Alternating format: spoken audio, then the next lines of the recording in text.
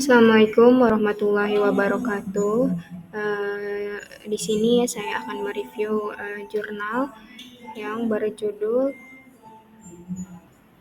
Kebijakan Fiskal pada Masa Rasulullah. Yang selanjutnya di sini ada abstrak. Kebijakan fiskal adalah kebijakan yang mengatur dan mengelola pendapatan serta pengeluaran negara yang bertujuan untuk menjaga stabilitas serta mendorong perkembangan ekonomi. Pendapatan serta pengeluaran pemerintah merupakan salah satu dari instrumen kebijakan fiskal.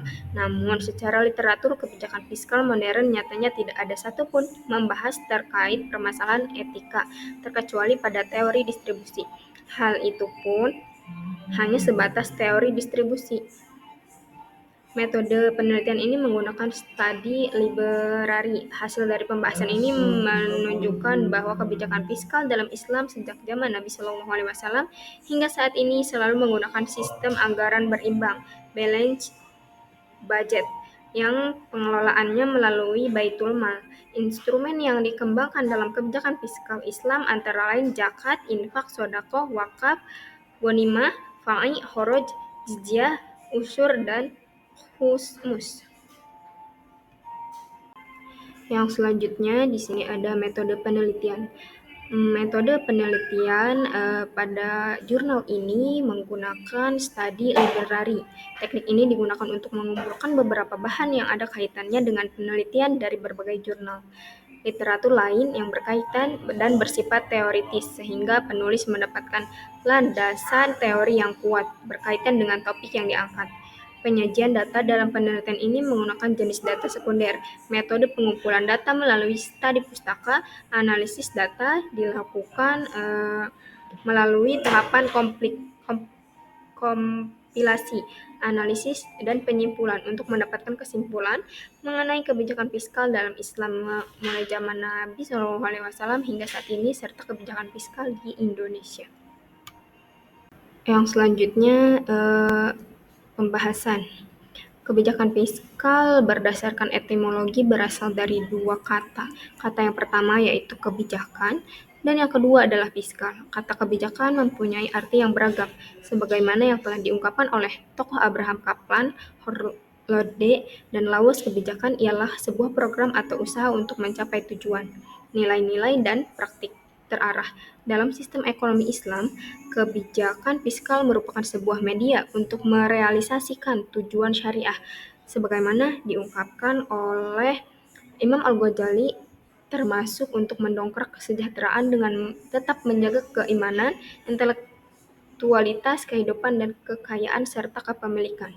Pada umumnya, teori ekonomi Islam sudah lama mengetahui kebijakan fiskal, yaitu sejak zaman Rasulullah dan sahabat.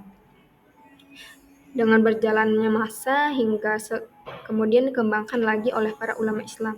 Ibnu Khaldun pernah berpendapat bahwasanya untuk memecahkan masalah terkait resesi adalah dengan upaya memperkecil pungutan pajak serta meningkatkan belanja pemerintah. Pemerintah adalah pasar yang sangat besar, pusat dari semua pasar dalam hal pendapatan dan penerimaannya. Yang selanjutnya di sini saat masa permulaan pemerintahan Kota Madinah, pendapatan dan pengeluaran pemerintahan hampir tidak ada. Pada masa Rasulullah, hampir semua pekerjaan dilakukan secara sukarela, sehingga tidak memperoleh upah. Tidak ada tentara secara formal, tidak ada yang mendapatkan gaji secara tetap. Namun, mereka diperbolehkan mengambil harta dari rampasan perang di saat masa kenabian. Kebijakan terkait anggaran masihlah sangat sederhana dan tidak serumit sistem anggaran seperti saat ini. Hal ini dipicu oleh perubahan sosioekonomi secara fundamental, dan pemicu lainnya adalah negara Islam yang didirikan juga dilaksanakan langsung oleh Rasulullah SAW. Seperti diketahui bersama juga pada masa awal pemerintahan Islam, zakat dan sedekah merupakan instrumen pokok pendapatan negara. Pada masa Rasulullah, anggaran Baitul Mal jarang mengalami defisit anggaran. Hal ini disebabkan besaran pengeluaran anggaran yang mampu menciptakan keseimbangan dan selalu terjaga. Defisit anggaran pernah terjadi satu kali saat akan terjadi perang Hunain. Disebabkan hal tersebut, Rasulullah meminjam kepada sahabat saat perang telah usai, dan kaum muslim memperoleh harta rampasan perang. Rasulullah langsung melunasi hutang negara para sahabat tersebut. Oleh karena itu, ekonomi Islam bertujuan untuk menghindari defisit anggaran yang berujung pada hutang negara. Selanjutnya di sini yaitu kebijakan lain yang dilakukan oleh Rasulullah ialah membuka lapangan kerja bagi kaum muhajirin sekaligus mendorong pendapatan negara dengan melaksanakan kontrak mudharabah dan kerjasama terbatas di antara kaum muhajirin yang menyediakan lapangan kerja dengan kaum ansor yang menyediakan lahan pertanian, perkebunan, dan tambang. Secara alami, perluasan produksi dan fasilitas perdagangan meningkatkan produksi total kaum muslimin dan meningkatkan pemanfaatan sumber daya tenaga kerja, lahan, dan modal. Pada masa Rasulullah, negara tidak memiliki kekayaan apapun disebabkan sumber penerimaan negara hampir tidak ada. Baru pada setelah terjadinya Perang Badar pada abad kedua Hijriah, sehingga memiliki pendapatan dari 1/5 harta rampasan perang yang diperoleh. Pada masa Rasulullah ditetapkan jizyah atau pajak bagi non-muslim sebagai jaminan atas keamanan jiwa mereka, sebagai salah satu sumber pendapatan negara. Sumber pendapatan negara yang lain ialah kharaj atau pajak tanah yang diambil dari warga non-muslim atas tanah mereka yang telah ditaklukkan oleh kaum muslim.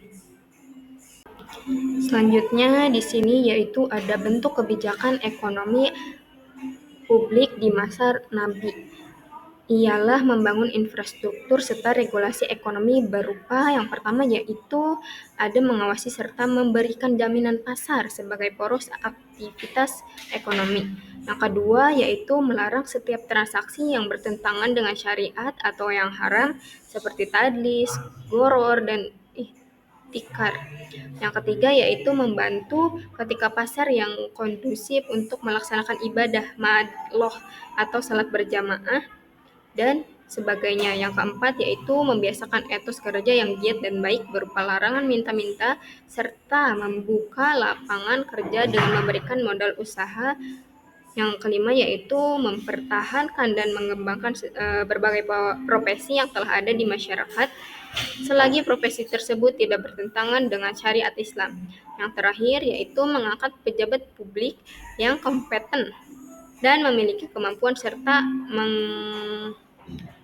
menggajinya secara layak. Selanjutnya yaitu di sini ada kesimpulan, mengacu kepada pemaparan yang tadi saya sampaikan, dapat disimpulkan bahwasanya kebijakan fiskal merupakan langkah-langkah yang diambil oleh pemerintah untuk membuat perubahan dalam sistem perpajakan atau dalam belanja negara dengan tujuan mengatasi permasalahan ekonomi yang dihadapi. Dengan kebijakan yang jelas dan tegas dalam pengelolaan dan pendapatan dan belanja negara, kebijakan fiskal dalam Islam mampu membuktikan dalam catatan sejarah bahwa Islam mampu mewujudkan pemerataan dan kesejahteraan. Selain itu, kebijakan fiskal adalah salah satu komponen yang digunakan untuk mencapai tujuan syariah dan juga meningkatkan kesejahteraan masyarakat dan individu dengan tetap memegang teguh keimanan, kehidupan, intelektualitas, harta, dan kepemilikan. Dalam teori ekonomi makro Islam, kebijakan fiskal sudah dikenal sangat lama sejak zaman Nabi serta sahabat, lalu dikembangkan kembali oleh para alim ulama, cendekiawan muslim, dan kini diimplementasikan di Indonesia. Dari semua yang tadi saya sampaikan dan paparkan, di sini merupakan judulnya yaitu Kebijakan Fiskal dalam Perspektif Ekonomi Makro Islam, karya Zakiatul Miskiyah, Arif Junaidi, Sodik Al-Mustafa, dan Mahruz Suhardi. Di sini juga ada linknya. Mungkin hanya itu saja yang dapat saya review, kurang dan lebihnya mohon maaf. Wassalamualaikum warahmatullahi wabarakatuh.